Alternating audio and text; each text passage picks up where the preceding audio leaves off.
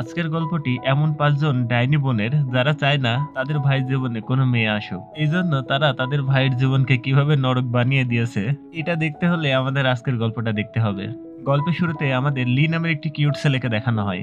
সে তার ক্লাসের একটি মেয়েকে নিজের গার্লফ্রেন্ড বানানোর জন্য প্রপোজ করে আর তাকে উপহার স্বরূপ 2টি মুভির টিকিট দেয়। কিন্তু মেয়েটি চালাকি করে তাকে না বলে দেয় এবং তার থেকে টিকিট দুটো নিয়ে অন্য একটি ছেলের সাথে মুভি দেখতে চলে যায়।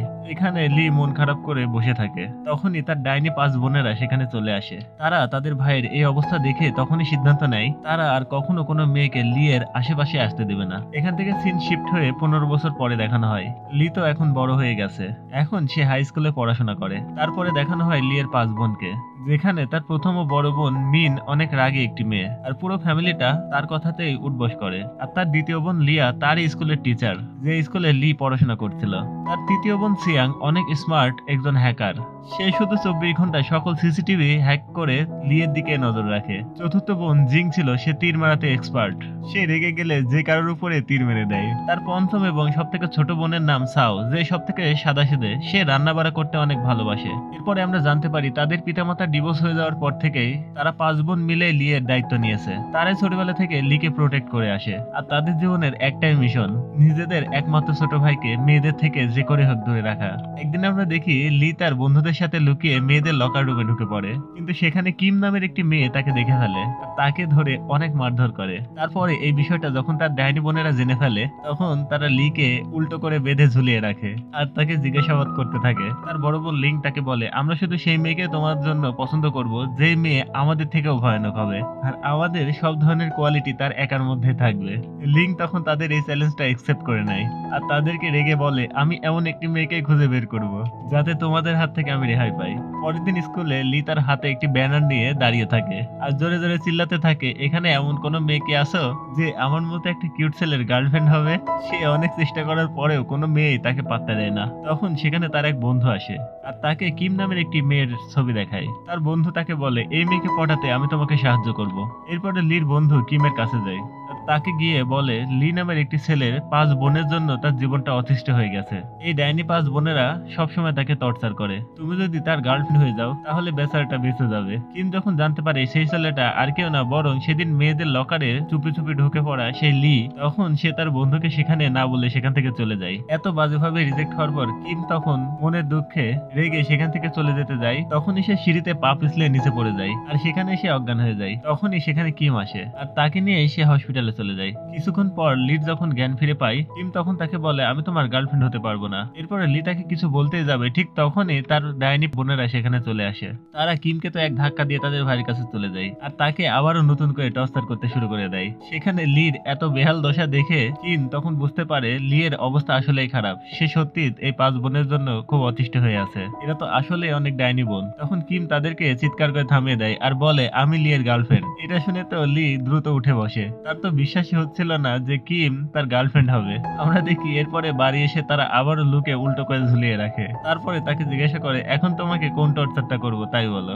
এরপরে তার ডাইনি বোনেরা তাকে অনেক ধমকাতে থাকে আর তাকে ভয় দেখিয়ে বলে, আমরা বেঁচে থাকতে তুমি কোনো মেয়ের কাছে যেতেই পারবে না। এর পরের দিন লি বোনেরা তার স্কুলে চলে আসে যেন তারা কিমকে উচিত শিক্ষা দিতে পারে। এরপরে জিন কিমের দিকে তীর ছুঁড়ে মারে, কিন্তু লি তাকে বাঁচিয়ে নেয়। তবে বাঁচিয়ে নিতে গিয়ে তার মাথায় তীরটা লাগে। এরপরে তার ডাইনি বোনেরা অনেকগুলো ছেলেকে কিমের কাছে পাঠিয়ে দেয় তাকে হেনস্থা করার জন্য। কিন্তু আমরা দেখি লি আবারও সেখানে এসে কিমকে বাঁচিয়ে নেয়। এরপরে তারা দুজন আবার সেখান থেকে পালাতে শুরু করে। আমরা দেখি তখন আবার জিং তাদের উপরে তীর ছুঁড়ে মারে। তবে হঠাৎই তীরের সামনে একটি বোম চলে আসে আর তীর বোমের মধ্যে ঢুকে গিয়ে সেখানে ব্লাস্ট হয়। আমরা সেখানে একটা মিস্টেরিয়াস ছেলেকে দেখতে পাই যে আসলে এগুলা করছিল। এরপর আমরা দেখি লিয়ের হ্যাকার বোন সিয়াম কিমের পুরনো বাজে ভিডিও খুঁজে বের করার চেষ্টা করে। সেটা হ্যাক করে সে আপলোড করতে যায়। সেটা সে সোশ্যাল মিডিয়াতে আপলোড করে কিমের নাম খারাপ করতে চাচ্ছিল। তারা যখনই ভিডিও আপলোড করতে যাবে তখনই তাদের বাড়ির ইলেকট্রিসিটি বক্সটি পুড়ে যায়। কিন্তু আমরা এখানে দেখি এই কাজটাও সেই মিস্টেরিয়াস একটি ছেলে ছিল সেই করেছে, যে আগের বারেও কিমকে বাঁচিয়েছিল। পরের দিন স্কুলে লির এক বোন কিমকে হ্যামার থ্রো গেমটি খেলার জন্য চ্যালেঞ্জ করে বসে। হ্যামার থ্রো গেমে একটি লোহার বল দেওয়া হয়, যে বলটাকে ছুঁড়ে মারতে হয়। যে বেশি দূরে ছুঁড়ে মারতে পারবে সেই জয়ী। কিন্তু এরপরে লির বড় বোন লিং থ্রো করার জন্য একটি বল হাতে নেয়। কিন্তু তখন কিম বুঝতে পারে এই বলটাতে কোনো ঝামেলা আছে আর সে তাই লিং এর হাত থেকে বলটা কেটে নিয়ে দূরে ছুঁড়ে মারে। আর তখনই বলটা ব্লাস্ট হয়ে যায় আর লিং আর কিম দুজনে মাটিতে লুটে পড়ে। এখানে কিমের কারণে লির বড় বোন বেঁচে যায়। ফাইনালি তারা বুঝতে পারে কিম অনেক ইন্টেলিজেন্ট একটি মেয়ে আর লির জন্য এই মেয়েটা একেবারে পারফেক্ট। তাই তারা কিমকে লির গার্লফ্রেন্ড হিসেবে মেনে নেয়। এরপর থেকে লি ও কিম একসাথে থাকতে শুরু করে। তারা একসাথে অনেক ভালো মুহূর্ত কাটায়। এরপরে একদিন লি কিমকে তার মনের কথাটি খুলে বলে। সে জানায়, আমি এখন তোমাকে অনেক ভালোবেসে ফেলেছি। আমরা দেখি কিমও তার প্রপোজালটি অ্যাকসেপ্ট করে নেয়। এরপরে আমরা সেখানে সেই মিস্টেরিয়াস ছেলেটাকে দেখি যে ওদেরকে একসাথে দেখে মোটেও সহ্য করতে পারছিল না। সে অনেক জেলাস ফিল করছিল। আসলে সে চাচ্ছিল না কিম তার ছাড়া অন্য কারোর হোক। পরের দিন স্কুলে লিকে তার বোন একটি লাঞ্চ বক্স দেয়। পরে যখন লি সেই বক্সটি খুলতে যাচ্ছিল ঠিক তখনই সেখানে একটি বড়সড় ব্লাস্ট হয়। ব্লাস্টের আওয়াজ শুনে কিম দৌড়ে লিয়ের কাছে চলে যায়। এখানে লি কোনোভাবে সৌভাগ্যবশত ভাবে বেঁচে যায়, কিন্তু কিম এতে অনেক ভয় পেয়ে যায়। সে ভাবতে থাকে তার জন্য হয়তো এমনটা হচ্ছে, তার কারণে লিয়ের আজকে এমন অবস্থা। সে লিয়ের জীবনে না থাকলে হয়তো লিয়ের সাথে এমনটা হতো না। এজন্য কিম তাকে ছেড়ে সেখান থেকে চলে যেতে থাকে। লি তাকে থামানোর অনেক চেষ্টা করে, কিন্তু সে তাকে রিজেক্ট করে সেখান থেকে চলে যায়। এভাবে অনেকদিন পার হয়ে যায়। এখন দেখা যায় লি আর কিম একই ক্লাসে বসে থাকলেও তারা কেউ কারোর সাথে কথা বলে না, বরং কিম লিকে একভাবে ইগনোরই করতে থাকে। এটা দেখে লি অনেক কষ্ট পায়। সে এখন বুঝতে পারে না সে কি করবে। এরপরে একদিন অনেক জোরে বৃষ্টি আসে আর আমরা দেখি কিম একটি জায়গায় ফেসে যায়।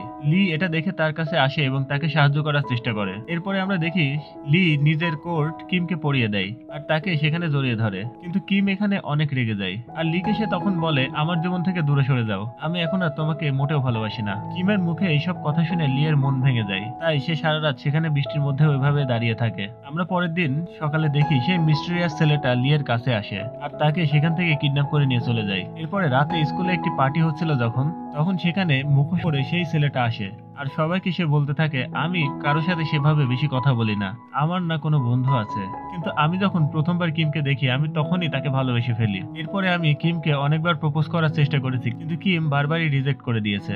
এরপরে সে সেখানে লিকে সবার সামনে আনে। ছেলেটি লিকে একটি রকেটের সাথে বেঁধে রেখেছিল। এরপরে সে আবারও বলে, লির কারণে কিম আমার থেকে দূরে সরে গেছে, তাই আমি এখন লিকে মেরে তার প্রতিশোধ নিতে চাই। আর কিছুক্ষণের মধ্যেই আমি রকেটটা লঞ্চ করে লিকে উপরে পাঠিয়ে দেব, যেন লি মরে যাওয়ার পর কিম আমার ছাড়া আর কারো না হতে পারে।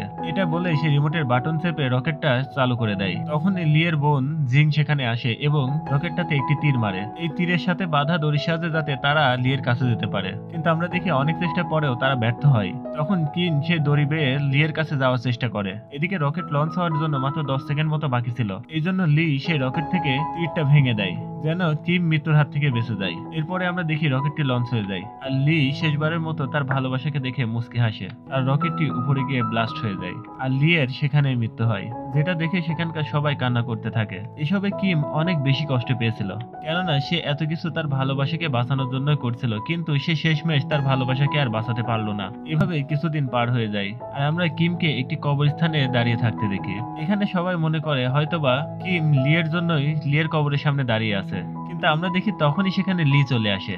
আর এখানেই আমরা বুঝতে পারি আসলে সেদিন ব্লাস্টের কারণে লি মারা যায়নি, সে কোনোভাবে সেদিন বেঁচে গিয়েছে।